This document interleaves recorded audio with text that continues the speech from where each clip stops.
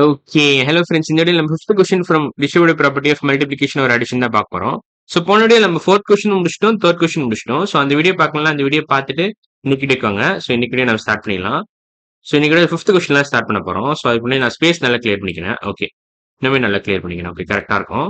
So இதுல என்ன கேட்டிருக்காங்கன்னா 297 into 17 plus 2 something into 3 equal to 5940. Okay. இப்போ 5940 நீங்க எப்படி எழுதலாம் ஆக்சுவலா? 5940 நீங்க 594 into 10 எழுதலாம். பட் இங்க 297 இருக்கு. 297க்கும் 594க்கு ஏதாவது ரிலேஷன்ஷிப் இருக்கான்னு கேட்டீங்கன்னா ஆக்சுவலா இருக்கு. 297 into 2னா 594 ஆக்சுவலா.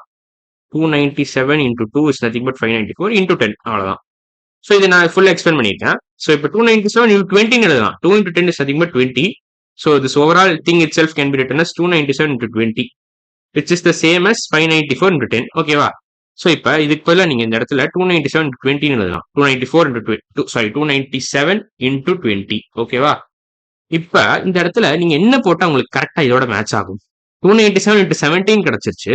இந்த சப்போஸ் இந்த இடத்துல நீங்க 297 போட்டீங்கன்னா என்ன ஆகும்? இப்போ 287 காமன் எடுத்துருங்க இல்ல.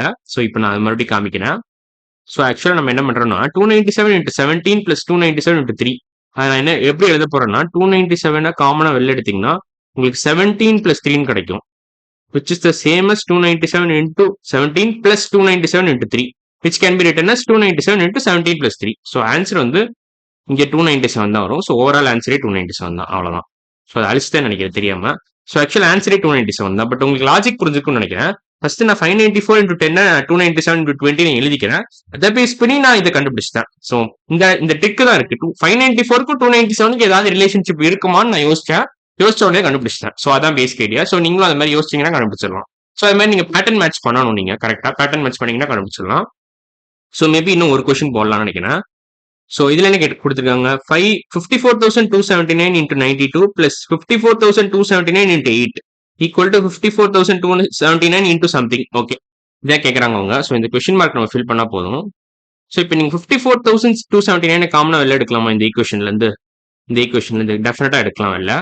ஸோ இப்போ எடுத்தீங்கன்னா எப்படி வரும்னு பார்க்கலாமா? ஸோ 54,279 ஒழுங்கா எழுதுனா 54,279 into 92 plus 8 வரும் ஆக்சுவலா. நீங்க காமனா வெளில எடுத்தீங்கன்னா which is the same as 54,279 into 92 plus 54,279 into 8, which is the same as 54,279 into 92 plus 8. 92 plus 8 னா 100, அவ்வளவுதான். ஸோ இதுவும் ஈக்குவல் தான்.